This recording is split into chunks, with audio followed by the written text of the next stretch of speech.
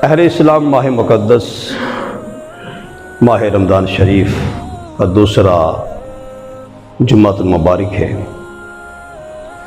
اور آج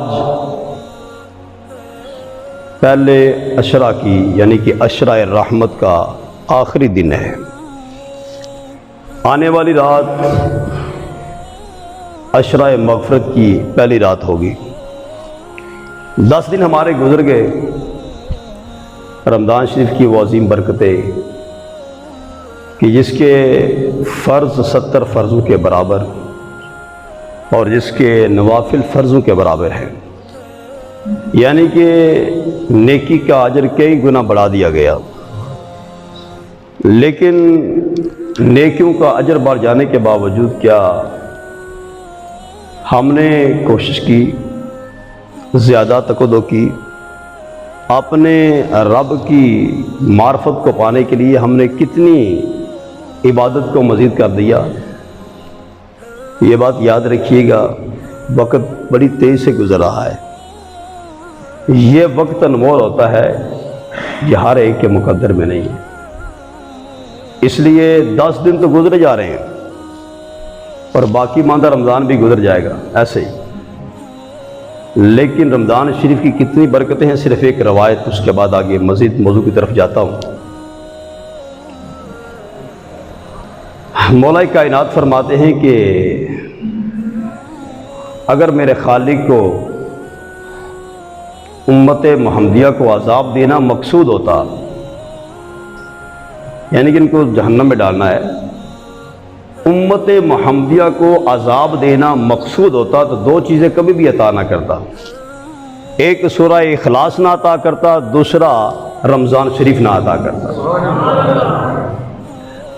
پتہ یہ چلتا ہے کہ امت محمدیہ کو عزازات سے نوازنا ہے، انہیں عذاب نہیں دے رہا ہے، اور اس کی بے شمار مثالیں ہمارے سامنے موجود ہیں کہ اللہ نے امت محمدیہ کے بخشنے کے طرح طرح کے بہانے، طرح طرح کے اسباب پیدا فرما رکھے ہیں۔ یوں کر لو تو اتنا مل جائے گا، یوں کر لو تو اتنا مل جائے گا، اور یوں کر لو تو اتنا مل جائے گا۔ ان میں سے رمضان شریف بھی ایک ایسا عظیم مہینہ ہے کہ جیسے کہ نبی پاک صاحب الاولاق صلی اللہ تعالیٰ علیہ وآلہ وسلم نے جبرائیل امین علیہ السلام کی ایک دعا پر یہ کہا تھا کہ آمین۔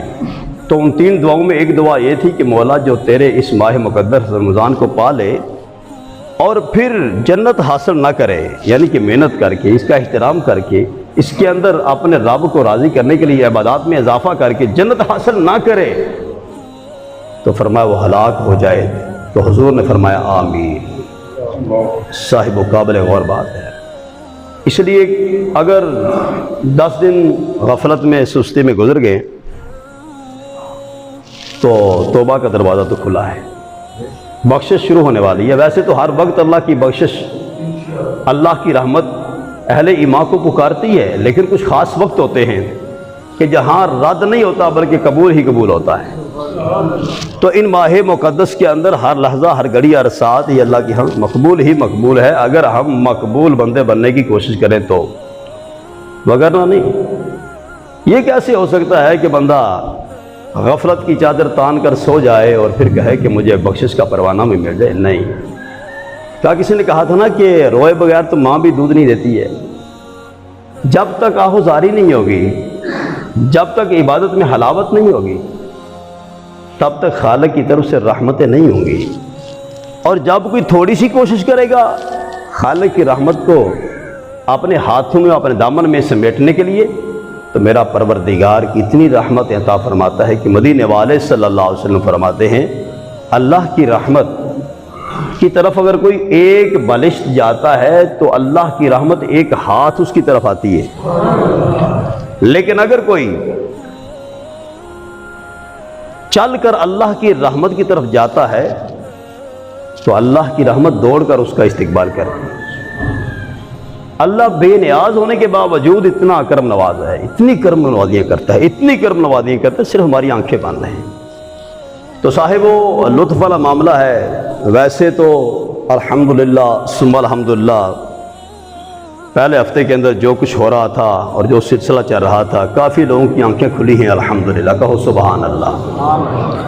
کافی لوگوں کی آنکھیں کھل گئی ہیں کہ اسلام اپنی پاور رکھتا ہے، اسلام اپنی پاور، بابا جی کہا کرتے تھے نا کہ اسلام اپنی پاور رکھتا ہے، اور اسلام میں نے کہا تھا کہ اس کو دبانے کے لیے دبتا نہیں ہے، یہ لطیف ہے، کثیف تو ہے ہی نہیں ہے، جتنا کوئی دبائے گا اتنا ہی ابھرے گا۔ پھر جب ہو آقا کے نموز کی بات تو اللہ تعالیٰ فرماتا ہے میں نے کسی کمزور کے ذمے اپنے حبیب کے نموز کا معاملہ چھوڑا ہی نہیں ہے۔ وَرَفَعْنَا لَكَ ذِكْرَكَ، اللہ فرماتا ہے کہ میں نے اے پیارے حبیب تیرے لیے تیرے ذکر کو بلند کر دیا ہے۔ یہ نعرہ مستانہ جب بابا جی نے لگایا، لوگ سمجھتے تھے کہ یہ نعرہ یہیں پہ دب جائے گا، لیکن قدرت خدا کی دیکھیں، جتنا دبانے کی کوشش کی اتنا ہی بڑھ گیا ہے، ہر طرف، ہر لحظہ، ہر گھڑی۔ اور ایک بندے نے بڑی کمال کی بات کی، انہوں نے کہا کہ اس تحریک کی نمائندگی نہ ہونے کے باوجود بھی اسمبلی کے اندر تاجدار ختم نبوت کا نعرہ لگا ہے، تو یہ ہے وَرَفَعْنَا لَكَ ذِكْرَكَ۔ اس لیے صاحبو یہ بات یاد رکھنا، اللہ کے حضور عجز و انکساری کے ساتھ اس دین اسلام سے وابستہ ہو جائیے گا، کسی غلط فہمی کا شکار بھی نہ رہیے گا اور کسی کے دھوکے میں بھی نہ آئیے گا۔ اگر ہم اللہ تبارک و تعالیٰ کی طرف سے انعام و اکرام پا کر اس کے شکر گزار بندے نہیں بن سکتے تو سمجھ لو ایک ایک نعمت کا حساب تو لیا ہی جائے گا۔ ہاں، جو اس کو مان کر، اس کی اتباع میں آ کر، اس کی فرما برداری میں آ کر، اس کے پیارے حبیب صلی اللہ تعالیٰ علیہ وآلہ وسلم سے اپنا ناطہ مضبوط کر کے کوئی کمی رہ جاتی ہے تو مہربانی فرمانے والا ہے، وہ معاف کرنے والا ہے۔ لیکن دین سے روگردانی کر کے، شریعت اور اسلام سے بغاوت کر کے، کلمہ گو ہونے کے باوجود پھر کہے کہ مجھے معافی مل جائے گی، مجھے چھٹکارا مل جائے گا، مجھے نجات مل جائے گی اور میرے لیے جنت کا دروازہ کھولا جائے گا، یہ ہے یا ایھا الانسان ما غرک بربک الکریم۔ اللہ فرماتا ہے اے حضرت انسان، تجھے کس چیز نے اللہ کی کریمی سے دھوکے میں رکھا؟ تو دنیا ہی تو ہے جس نے ہمیں دھوکے میں رکھا۔ جہاں چمک نظر آئی، جہاں ڈالر نظر آیا، جہاں پاؤنڈ نظر آیا، جہاں درم و دینار نظر آئے، ہم نے اپنا ایمان ہی بیچ دیا۔ تو اللہ فرما رہا ہے یا ایھا الانسان ما غرک بربک الکریم، اے انسان تجھے دنیا کے اندر اللہ کے کرم سے کس نے دھوکے میں رکھا؟ تو یہ پتہ نہیں تھا میرا کرم کتنا زیادہ ہے؟ صاحبو معاملہ فہم باتیں ہیں یہ۔ اس لیے میں کئی جمعوں سے یہ عرض کر رہا ہوں کہ یہ مت خیال کیجیے گا کہ ہم آرام و سکون سے بیٹھے رہیں گے اور با ایمان دنیا سے چلے جائیں گے۔ اپنے ارد گرد ایک مضبوط باڑ لگانی ہوگی، اپنے ایمان کی حفاظت کے لیے مدینے والے سلطان صلی اللہ علیہ وسلم سے اپنا ناطہ مضبوط کرنا ہوگا، اور اگر ناطہ مضبوط نہ کر پائے، غیروں کے ہتھے چڑھ گئے، تو یہ بات یاد رکھیے گا، مٹ گئے مٹتے ہیں مٹ جائیں گے آدھا تیرے، نہ مٹا ہے نہ مٹے گا کبھی چرچا تیرا۔ ہمارا نام و نشان مٹ سکتا ہے، ہمارے سلسلے ختم ہو سکتے ہیں، ہماری شان و شوکت مٹ سکتی ہے، نہ اللہ کا قرآن مٹ سکتا ہے، نہ مصطفیٰ جان رحمت کا وقار ختم ہو سکتا ہے۔ اس لیے اللہ اپنی عطا کردہ نعمتوں کا حساب لینا جانتا ہے، اور آپ نے دیکھا کہ ہوا کیا، اسلام کی پاور دیکھ لی سب نے۔ یہ عشاقان مصطفیٰ کا معاملہ نہیں ہے، یہ کسی تحریک والوں کا معاملہ نہیں ہے۔ اسلام کس کا ہے؟ بولی یار مہربانی ہوگی ذرا، بولی اونچا بولیے ذرا۔ اسلام اللہ کی طرف سے ہے، دین اللہ کا ہے، قرآن اللہ کا ہے، قرآن کے اندر پیغام اللہ کا ہے، بھیجنے والے اللہ ہیں، لانے والے جبریل ہیں، جن کے پاس پہنچا ہے وہ کل کائنات کی امین ہیں، مصطفیٰ ہیں، جان رحمت ہیں۔ ارے جہاں جہاں سے یہ پیغام شریعت آیا، سب نے با ایمانت ہر تک پہنچا دیا ہے۔ یہ اب ہمارا مقدر ہے کہ ہم اس سے کتنے فیض یاب ہو سکتے ہیں۔ دنیا تو اب بڑے کھیل تمہیں دکھائے گی، بڑی تاڑیاں لگائے گی، ایک فتنے کا دروازہ کھلے گا بند ہوگا تو دوسرا کھل جائے گا، دوسرا بند ہوگا تو تیسرا کھل جائے گا، تیسرا بند ہوگا تو چوتھا کھل جائے گا۔ لیکن صاحبو ہمیں کیا کرنا ہے؟ ہر فتنے کا مقابلہ کرنے کے لیے جرأت حیدری چاہیے، ہر فتنے کا مقابلہ کرنے کے لیے صحابت عثمانی چاہیے، ہر فتنے کا مقابلہ کرنے کے لیے عدالت فاروقی چاہیے، اور ہر فتنے کا مقابلہ کرنے کے لیے صداقت صدیقی چاہیے، ہر فتنے کا مقابلہ کرنے کے لیے شریعت محمدی چاہیے۔ یہ بات یاد رکھیے گا۔ اللہ تعالیٰ نے ہمیں نعمت عطا فرمائی ہے نا، رمضان شریف میں اس کی نعمتوں میں سے ایک نعمت ہے کہ نہیں ہے؟ لیکن پہلے عشرے کے اندر جس نے جس انداز میں جس چیز کا اظہار کیا، ہر ایک کا اپنا مقدر ہے صاحبو، لیکن وہاں عشاقہ نے مصطفیٰ صلی اللہ علیہ وسلم نے جس طرح اپنی جانوں کے نذرانے پیش کیے، خدا کی قسم اٹھا کر کہتا ہوں یہ جذبہ جو ہوتا ہے نا، یہ پابند سلاسل نہیں ہوتا۔ اے لوگو میرے افکار پہ پہرا نہ بٹھاؤ، اے لوگو میرے افکار پہ پہرا نہ بٹھاؤ، جذبہ کبھی پابند سلاسل نہیں ہوتا۔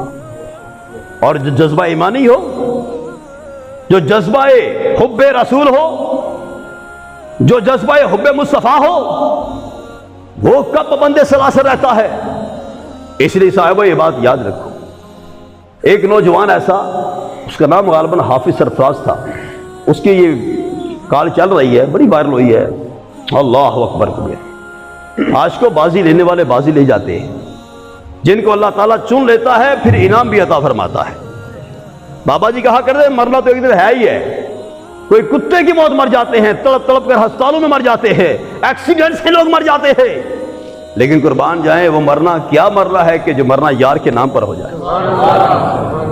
وہ نوجوان تھا حافظ سرفراز اس کا نام تھا، چھوٹی چھوٹی اس کی داڑھی تھی، اور اس نے شہادت سے پہلے اپنی اہلیہ کو فون کیا، توجہ سن ذرا بات، جذبہ کبھی پابند سلاسل نہیں ہوتا، جو جذبہ ایمانی ہوتا ہے وہ کسی کی پرواہ نہیں کرتا ہے۔ جب حق و باطل کے مارکے کے دوران جھڑپیں ہوئی تو اس نے اپنی اہلیہ محترمہ کو فون کیا کہ وہاں میں بابا جی کی مزار کی طرف جا رہا ہوں، وہاں پولیس کی اور عشاقان مصطفیٰ کی جھڑپیں ہو رہی ہیں، گولی چل رہی ہے، تو میں جا رہا ہوں، اور دعا کرنا کہ اللہ خیر کرے۔ یہ اس کال کے الفاظ ہیں، اس نوجوان کے، اس غازی کے، اس شہید ملت اسلامیہ کے، اس شہید نموس رسالت کے۔ کہتا ہے خیر کرنا اور خیر کی دعا کرنا، اگر کچھ ہو بھی جائے تو یہ جملے سننا، اگر کچھ ہو بھی جائے، اگر ایک معاملہ ایسا ہو جائے تو ثابت قدم رہنا ہے، صبر کرنا ہے۔ اور آگے کیا کہتا ہے؟ اگر یہ جان آقا کی نموز پہ چلی جائے تو اس سے بڑی شہادت کیا ہے؟ آہدو سبحان اللہ، آسا تے سام کے رکھیے نا، کھو سبحان اللہ، اے دیتے بھی سبحان اللہ کی، اسی ڈرنے میں ہیں یہ فی الحال، آئیے ساڑھے پتے کم دینے پہ ہائے، لیکن اس عاشق کی بات تو سنے ذرا۔ ظاہری وضع کہتا میں مجھے کو مزدور لگا کہ مزدوری کر رہا تھا لاہور میں کہیں، تو جب دیکھا کہ حملہ ہو گیا ہے تو وہ چلا گیا اپنا جذبہ لے کر، کہنے لگا اگر یہ ہو جائے تو صبر کرنا ہے، ثابت قدم رہنا ہے، اور اگر یہ جان حضور کے نموز پہ چلی بھی جائے تو اس سے بڑی شہادت کیا ہے۔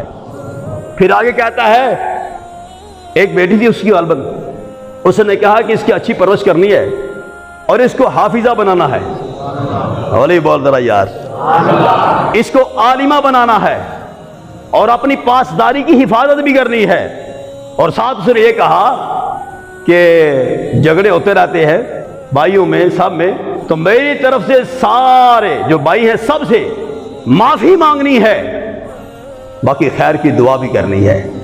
اس نے سلام کیا اور اس کے بعد جانے جانے آفرین کے حوالے کر دی، شہادت کا جام بھی لیا۔ شہادت ہے مطلوب مقصود مومن، نہ مال غنیمت نہ کشور کشائی۔ صاحبو آج اس کا نام ممبر پہ کیوں لیا گیا ہے؟ آج سے پہلے اس حافظ سرفراز کو نہیں کوئی جانتا تھا، لیکن جب اس کی کال چلائے گی سپیکر کے اوپر تو ہر آنکھ اشک بار تھی۔ یہی بات ہے، ارے دیکھنے والے دیکھتے رہ گئے، ادھر سے آیا آنن فانن تو جنت کا مالک بن گیا۔ یہ ہے اللہ تعالیٰ جب چناؤ کرتا ہے تو خود ہی انتخاب کرتا ہے۔ اور بابا جی کہا کرتے تھے کہ عشق اپنے فیصلے خود کرنے میں بڑا دلیر ہوتا ہے۔ یہ عشق ہی تو تھا، یہ عشق مصطفیٰ ہی تو تھا جس نے قدم اٹھائے تو آگ میں کود پڑا، بے خطر کود پڑا آتش نمرود میں عشق، عقل ہے محو تماشا لبے بام بھی۔ عقل تو سوچتی رہتی ہے ہائے گولی چل رہی ہے، ہائے یہ سینہ اس میں گولی لگ جائے گی، ہائے کیا ہو جائے گا، ہائے میں مر جاؤں گا، ہائے میری روح نکل جائے گی، ہائے بچوں کیا بنے گا، ہائے بیوی کیا کرے گی، ہائے آل اولاد کیا کرے گی، والدین کیا کریں گے۔ لیکن عشق یہ نہیں سوچتا ہے، وہ کہتا ہے چھوڑ، جس نے مجھے رزق دیا ہے ان کو وہ بھی رزق عطا کرے گا۔ وہ یہ نہیں دیکھتا ہے صاحبو، تو یہی لمحہ فکریہ ہے کہ بے خطر کود پڑا آتش نمرود میں عشق، عقل ہے محو تماشا لبے بام ابھی۔